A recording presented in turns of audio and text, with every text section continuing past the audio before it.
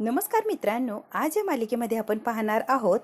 श्रावणी आता गॅरेजवाल्याकडे आलेली असते. गॅरेजवाला म्हणतो, मॅडम आल्या का तुम्ही? हो, आपलं बोलणं झालं त्याप्रमाणे मी सगळे पैसे आणलेत. गाडी कुठे? मॅडम जरा राडा झालाय. काय सांगा की, गाडी चोरी बेरी? नाही हो, गाडी चोरी केली असती मॅडम तर पोलीस स्टेशनला गेलो असतो ना. मी इथे कशाला विचार करत थांबलो असतो. श्रावणी म्हणते, मग झालं काय? त्या माणसाला फोन लावला होता, त्याला पैसे सांगितले तर तो आधी हो म्हणाला की मी गाडी विकायला तयार आहे. आणि नंतर मॅडम 5 मिनिटांनी त्याने मला परत फोन केला आणि मला गाडी विकायचीच नाहीये. तो वेडा आहे का थोडा? दुप्पट पैसे मिळत आहेत. एकाच रात्रीमध्ये त्याला 1 लाखाचे 2 लाख मिळत आहेत, तरी सुद्धा गाडी विकायला नाही म्हणतोय. काय गाडीला काही सोनं लागलं की काय? असं का करतोय तो वेड्यासारखं? मॅडम थोडा सर्किट आहे तो.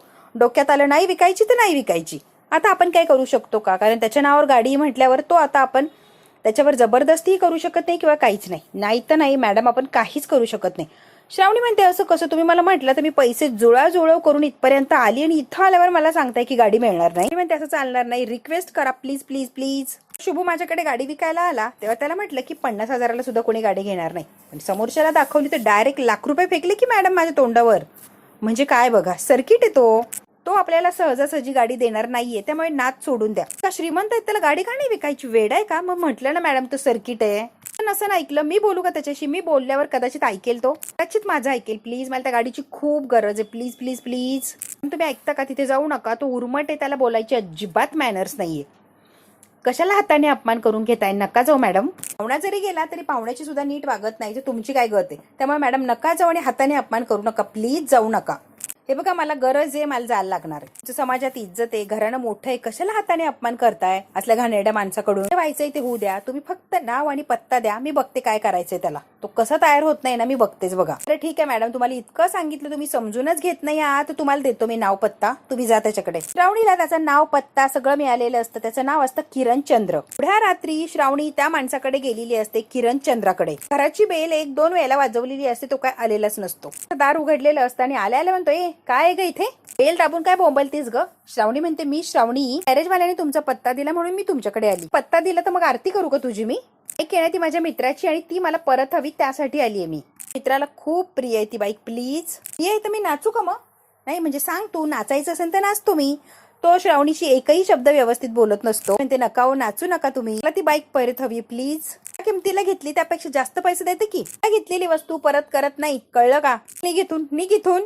मी म्हणते, असं करू नका प्लीज, जास्तीचे पैसे द्यायला तयार आहे, मग द्या ना ती गाडी. अपमान करतो आणि इथून निघ असं तिला म्हणतो. काय असतो विक्रम घाडगे पाटील म्हणतो, किरण्या जेवण सोडून आलाय होय? असं करायचं नाही, या जेवण करून घे जा. लगेच जेवायला गेलेलो असतो. विक्रम घाडगे पाटील त्याला म्हणतो, जेवण करून घेतो. पळतच गेलेलो असतो जेवायला. हे पाटील तुम्ही इथे?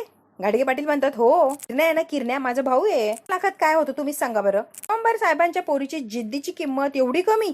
2 लाख? काय बोलताय? 5 लाख रुपये दिले तर तुम्हाला गाडी मिळेल. ती बघ की कशी चालून आली. त्याची पोरगी विक्रम घाडगे पाटलाच्या दारात येऊन उभी थाटलीये. श्रावणी म्हणते, राजकारणाचा आणि माझा काही एक संबंध नाहीये. तुमचा नाहीये, माझा आहे की. विश्वंभर राजे शिर्केची पोरगी माझ्या दारात येऊन पदर पसरते आणि मी असं सोडायचं?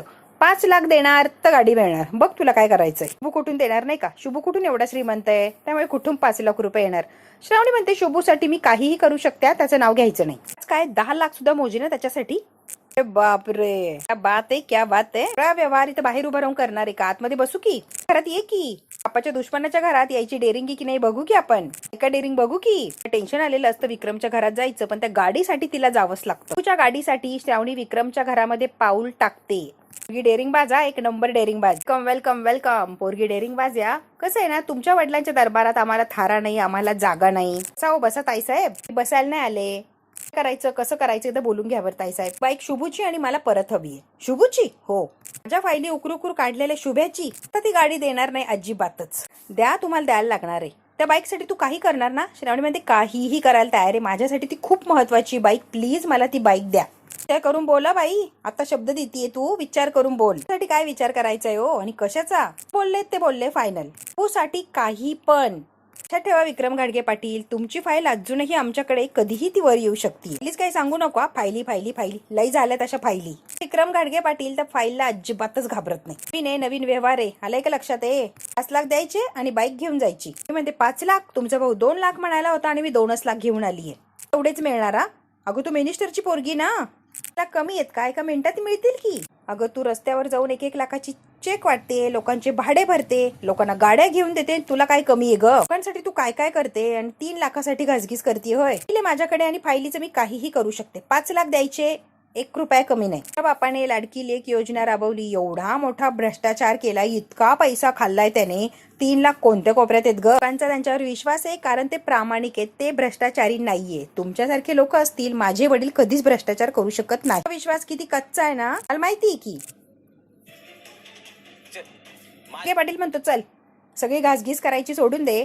तू माझा अपमान केलेला आहे ना, त्या अपमानासाठी माझ्या पाया पडायच्या, नाक घासायचं आणि भीक मागायची गाडीसाठी. श्रावणी आता चिडलेली असते. श्रावणी म्हणते हिम्मत कशी झाली तुमची, हिम्मत कशी झाली? डोळ्या देखत ती बाईक घेऊन जाणार, यात काही शंकाच नाही. तुम्ही बघा मी गाडी कशी नेते. विक्रम घाडगे पाटील म्हणतो कशी घेऊन जाणार? श्रावणी म्हणते वाटतेल ते करेल, काहीही करेल, आता मी गाडी नेणारच. हे घाणेरडे स्वप्न मी कधीच पूर्ण होऊ देणार नाही. तुम्ही बघाच आता मी गाडी कशी नेते. मी आता रागारागाने तिथून निघून गेलेली असते. विक्रमने तिला फार त्रास दिलेला असतो. पाया पड, नाक घास, भीक माग, तेव्हा तुला कुठे गाडी मिळेल. श्रावणी एकही गोष्ट ऐकत नाही आणि रागाने तिथून निघून जाते. आता जरा बसलेली असते आणि चिडचिड करत असते. तो घाडगे पाटील स्वतःला कोण समजतो? श्रावणी बसलेली असते, तिच्या समोर तिचं मन आलेलं असतं. मन श्रावणी बरोबर बोलत असतं. तो माणूस किती नीच अख्ख्या जगाला माहितीये. प्रश्न त्याचा नाहीच आहे. तुझा आहे श्रावणी. मी म्हणते तिच्या मनाला तू परत आलीस? ती म्हणते हो मी परत आले. काय करू, परत यायलाच लागलं ग. जेव्हा जेव्हा तुझं मन आणि तुझं डोकं यामध्ये युद्ध होणार तेव्हा मी परत येणारच. प्रेमात पडलेला माणूस समोरच्या माणसापुढे झुकत नाही तर त्याला झुकवतो. घाडगे पाटलाने लायकी काढली माझी, राग येणार नाही का? प्रेमात कसला आलाय का स्वाभिमान? तू आणि शुभू बाईकवर पावसात भिजत होता, आठवतंय का तुला? तर माझ्यासाठी काहीही करायला तयार आहे ग. मी तर फक्त बाईकच घेऊन देतेय त्याला. तुझ्या आनंदासाठी तुझ्या आईच्या बांगड्या विकू शकते. तू सुद्धा शुभूसाठी काहीही करू शकतेस ना ग. अहंकारी माणसापुढे गुडघे का नाही टेकवू शकत? गुडघे टेकवती असा विचार करूच नको की शुभूवर असलेलं प्रेम सिद्ध करते असा विचार कर की तुला काहीच वाटणार नाही गुडघे टेकवताना. मी म्हणते युद्धात आणि प्रेमात सगळंच काही माप असतं. मोठ्या लोकांनी उगाच नाही म्हणून ठेवलेलं. शुभू जेव्हा ती बाईक बघेल तेव्हा त्याच्या डोळ्यात येणारी चमक कुठल्याही स्वाभिमानापेक्षा मोठी नसणार आहे का? शुभूच्या चेहऱ्यावर आनंद दिसणार आहे आणि त्याच्या चेहऱ्यावर आनंद दिसावा यासाठी एवढं तर करूच शकते ना. श्रावणीच्या मनानेच तिला समजून सांगितलेलं असतं की तू झुक, काही फरक पडत नाही. हे जे काय करतीये ना फक्त आणि फक्त शुभूसाठी करणारे हे मात्र विसरू नकोस हा. बरोबर बोलतीस हा. शुभूसाठी मी काहीही करायला तयार आहे. तो जर माझ्यासाठी काही करू शकतो तर मी का नाही करू शकत त्याच्यासाठी काही? विक्रमच्या पाया पडल्याने कुठे काय बिघडणार आहे? लगेच जाते आणि त्या घाडगे पाटलाकडून माझी शुभूची बाईक लगेच घेऊन येते. श्रावणीच्या मनाने तिला समजून सांगितलेलं असतं आणि श्रावणीने सुद्धा ते ऐकलेलं असतं. ती आता लगेच चाललेली असते आणि विक्रमकडून तिची शुभूची बाईक वापस घ्यायला तयार असते. आल्या पावली परत गेलेली असते विक्रमच्या दारात.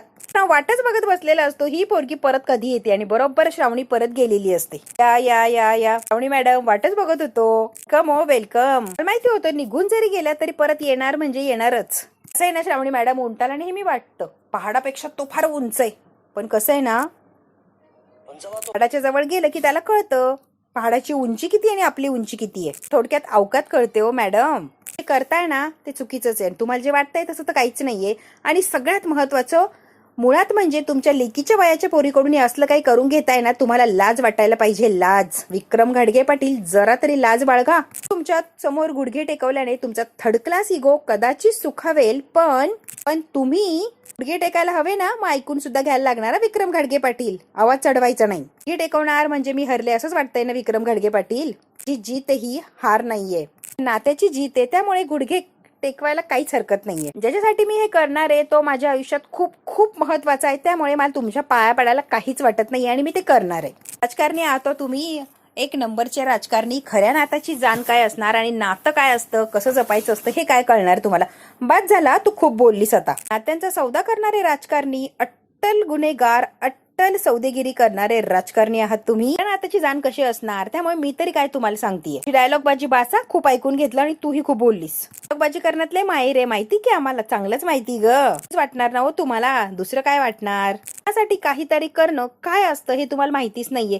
त्यामुळे मी जे काय बोलतीये, मी जे काय करतेय, डायलॉग बाजीच वाटणार, नाटकच वाटणार. याची किंमत तुम्हाला कधी येणार नाही. आणि मुळात विक्रम घाडगे पाटील तुम्हाला किंमत करावी किंवा कळावी अशी अपेक्षा पण नाहीये. तर म्हणतो रेडिओ बंद कर. ज्या गोष्टीसाठी आली आहे ती गोष्टी कर आणि इथून निघून जा. तुझी बडबड ऐकायला मला वेळ नाही फालतूची. साठी आली माहिती तुला. चल पाया पड, माझ्या पाया पड. चल चल त्यावरती ये आणि नाक घास माझ्या पायावर. गाडीची भीक मागायची, भीक मागितली तरच गाडी मिळणार. आता सांगतोय.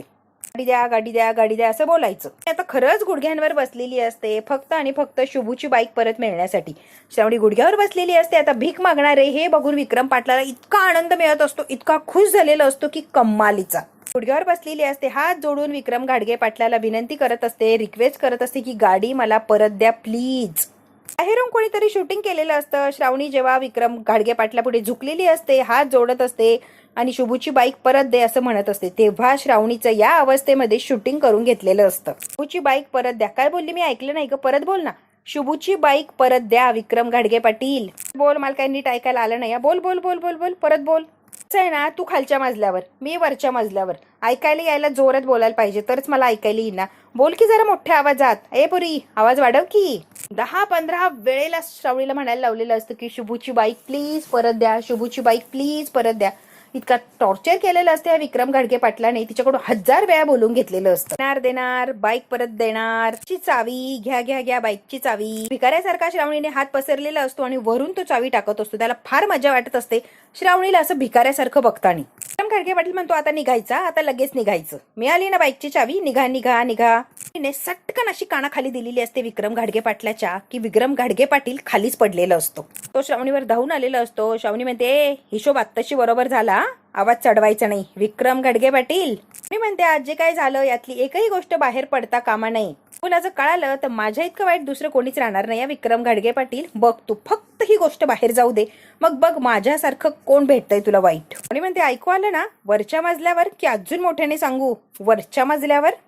आणि मोठ्या तोऱ्यामध्ये तिथून बाईक घेऊन निघालेली असते आणि लायकी दाखवलेली असते विक्रम घाडगे पाटलाला त्याचीच. आणि आता शुभूच्या बाईक जवळ आलेली असते. तिला फार छान वाटतं की त्याची बाईक फायनली त्याला परत मिळणार आहे. आणि आता घरी आलेली असते आणि सगळा घडलेला प्रकार काकूला सांगते. काकू म्हणते खरंच असं केलं?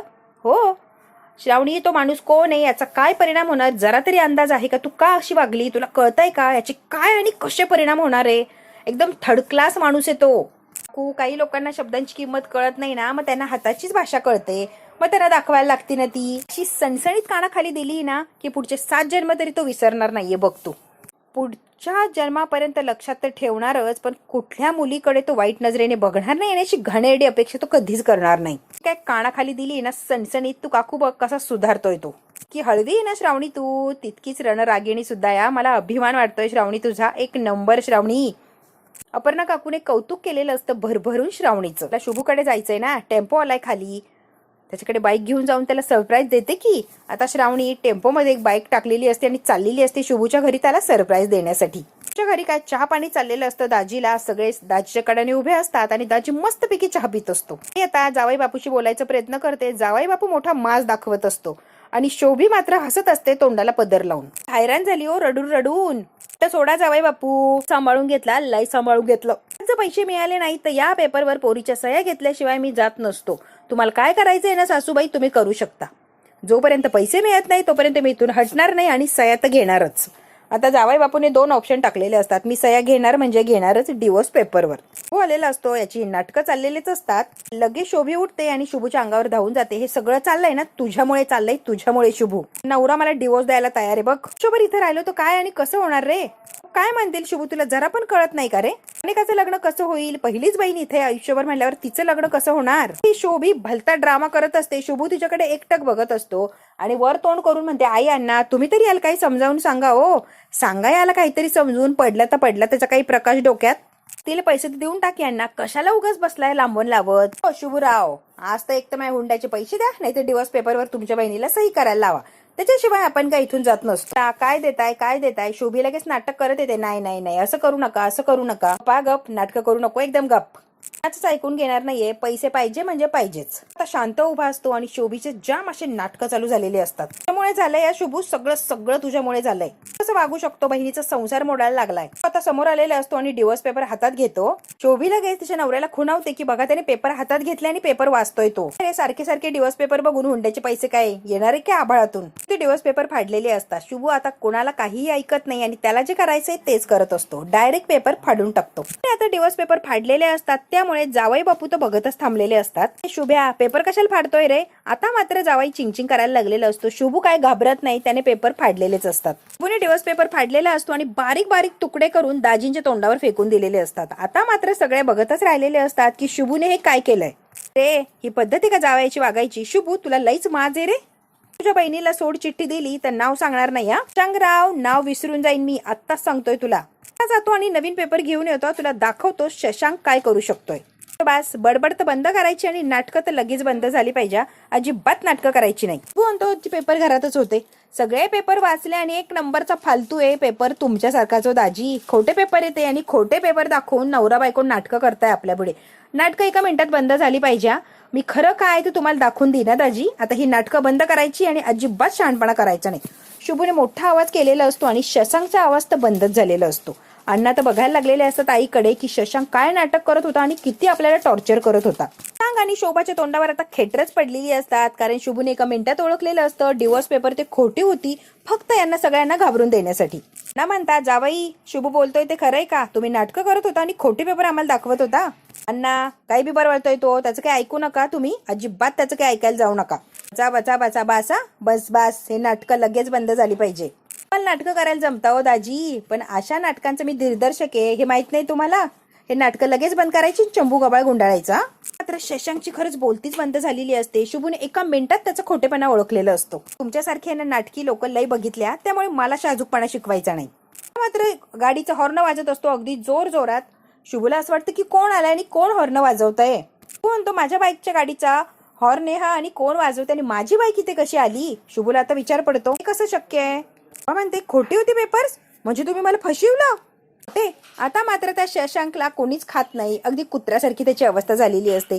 अण्णा रागाने बघतात आणि तिथून निघून जातात. सासूबाई मी काय म्हणतो ऐका की, आता शशांक किती खोटा किती नाटकी एका मिनिटात सगळ्यांना कळालेलं असतं. आई सुद्धा तिथून निघून जाते लगेच. खोटे होते पेपर खोटे. शोभीने डोक्याला हात लावलेला असतो की पकडली चोरी, एका मिनिटात त्यांची लाज निघलेली असते. शुभ बाहेर येतो तर काय, बाईक अगदी आईट मध्ये उभा असते दारामध्ये. शुभ त्या बाईक कडे बघतच थांबलेला असतो. शुभला इतका आनंद होतो ती बाईक बघून, अगदी इकडून तिकडून बघत असतो आणि त्याच्या चेहऱ्यावर जो आनंद असतो खरंच बघण्यासारखं असतो. श्रावणी समोर येऊन उभी राहिलेली असते. शुभ बघतो श्रावणीकडे. विकत घेतली श्रावणी. श्रावणी म्हणते हो काय वाटलं रे, तू माझ्यासाठी बाईक विकू शकतो, मग तुझ्यासाठी मी बाईक विकत घेऊ शकत नाही. शुभूला आठवतं की इन्कम टॅक्सची रेड पडली, ते नाटक केलं श्रावणीने, ते बांगड्या मिळवल्या, बांगड्या विकून तिने बाईक घेतली. आता सगळ्या काही गोष्टी आता कळायला लागलेल्या असतात आणि श्रावणीने हे रेड वगैरे पडण्याचं नाटक का केलं होतं आता शुभूच्या लक्षात येतं. श्रावणीला त्या बांगड्या हव्या असतात आणि त्या बांगड्या विकायच्या आणि मग बाईक खरेदी करायची, याच्यासाठी श्रावणीने हा सगळा ड्रामा केलेला असतो. सगळं काही शुभू म्हणतो हे नाटक केलं ते फक्त बाईक विकत घेण्यासाठी, आणि वरून बघत असते स्वीटी श्रावणीचा आणि शुभूचा तमाशा. केलंच ग श्रावणी, हे तुला काय मिळालं? म्हणजे काय रे शुभू, आनंद नाही झाला का रे बाईक बघून? गरज नव्हत्या, सांगितलं मला एक बाईक पाहिजे म्हणून. बांगड्या विकून बाईक आणली, तुला वाटलंच कसं मी आनंदी होईल म्हणून? उपकार केले असं म्हणायचंय का तुला? उपकार हा शब्द कधीपासून यायला लागला आपल्या दोघांमध्ये? बाईक विकून मला जे पैसे दिले होते ना ते उपकारच केले होते की माझ्यावर? या दोघांतलं भांडण बघत असते आणि स्वीटीला अजूनच राग येत असतो. तू माझ्यावर काही केलं तर ते उपकार नाही, आणि मी तुझ्यावर काही केलं तर ते उपकार. मला बी न विचारता माझ्यासाठी तू काही पण करू शकतो, आणि मी तुझ्यासाठी काही केलं तर लगेच उपकाराची भाषा. वा वा शुभू. श्रावणी आणि शुभूमध्ये जबरदस्त असं भांडण सुरू झालेलं असतं. या दोघातलं भांडण प्रत्येक शब्द स्वीटी ऐकत असते. खरंच म्हणायला लागणार तू माझ्यासाठी जे केलं ते प्रत्येक गोष्ट उपकारच आहे. ते संकटात असते तेव्हा का रे तो मला मदत करतो, वाचवतो प्रत्येक संकटातून, त्याची पर्वा करत नाही, वाटेल ते करायला तयार असतो, आणि मी तुझ्यासाठी काही केलं तर लगेच उपकाराची भाषा. श्रावणी इतकी बडबड करत असते. शुभू आता एकटक थांबलेला असतो आणि श्रावणीकडे बघत असतो. बाईक मुळात नकोच आहे मला. का? मग बाईक विकून मला पैसे का दिले? कारण तुझी नोकरी गेली असती ना, ती नोकरी जाऊ द्यायची नव्हती का? तू म्हणायला बाईक आणली, तुला का कळत नाहीये रे? जे केलं ते खूप आहे शुभू, त्यापुढे हे काहीच नाहीये. शुभू तुला का कळत नाही? श्रावणी तुला का कळत नाहीये? काय भांडण सुरू झालेलं असतं की बघ वाक्य त्याला मूर्खासारखं म्हणायचं. होय शुभू आवडते म्हणून घेऊन आले, थँक्यू वगैरे काय नाही, उपकार म्हणतोय मूर्ख आहे असं म्हणायचंय तुला? घर सुटलं होतं, मला रस्त्यावर यायची वेळ आली, तू भाडं दिलं होतं. श्रावणी तू माझ्यासाठी काय काय करतेयस? तुझ्यावर प्रेम आहे तुला कळत नाही का श्रावणी? माझं सुद्धा तुझ्यावर प्रेम आहे, तुला कळत नाही का शुभू? शुभू आणि श्रावणी एकमेकांना आता बोलून दाखवतात की आम्ही म्हणजे आम्ही दोघं किंवा ते दोघं एकमेकांवर प्रेम करतात. दोघांनीही आता कबूल केलेलं असतं आणि हे सगळं बघितलेलं असतं स्वीटीने. मात्र जी गोष्ट इतके दिवस लपून ठेवली फायनली ती समोर आलेली असते. एकमेकांकडे इतके एकटक बघायला लागलेले असतात की परत एकमेकांमध्ये ते हरवून गेलेले असतात, आणि श्रावणी एकमेकांच्या डोळ्यातच हरवलेले असतात. म्हणे एवढं सगळं करते तुला कदरच नाहीये रे, असं असेल तर मला तोंडच बघायचं नाहीये. आणि शुभू दोन दिशेला दोघे निघून जातात. लांब जाऊन थांबते आणि तुला काही बोलायचंय का? शुभू म्हणतो नाही, तू कशाला थांबलीये, फुट इथून. श्रावणी म्हणजे तू पण फुट. दोघं ते एकमेकाच्या प्रेमात अखंड बुडाले. आता स्वीटी म्हणत असते एकमेकांना कधी सुद्धा प्रपोज करू शकते, पण हे होऊ द्यायचं नाहीये. होऊन चालणार नाही आणि मी ते होऊच देणार नाही. काहीतरी मोठं कांड करायला लागणार की एकमेकाचं तोंड सुद्धा बघणार नाहीये. स्वीटी आता मोठं असं कांड करणार आहे की श्रावणी आणि शुभू कायमचे वेगळे होतील. मित्रांनो, बघू आता स्वीटी असं काय करणार आहे की श्रावणीला आणि शुभूला कायमचं वेगळं करणार. हे जर बघायचं असेल तर बघायला लागणार आहे आपल्याला पुढचा भाग. हा भाग इथेच संपतो. व्हिडिओ आवडल्यास लाईक, शेअर, सबस्क्राईब नक्की करा. धन्यवाद मित्रांनो.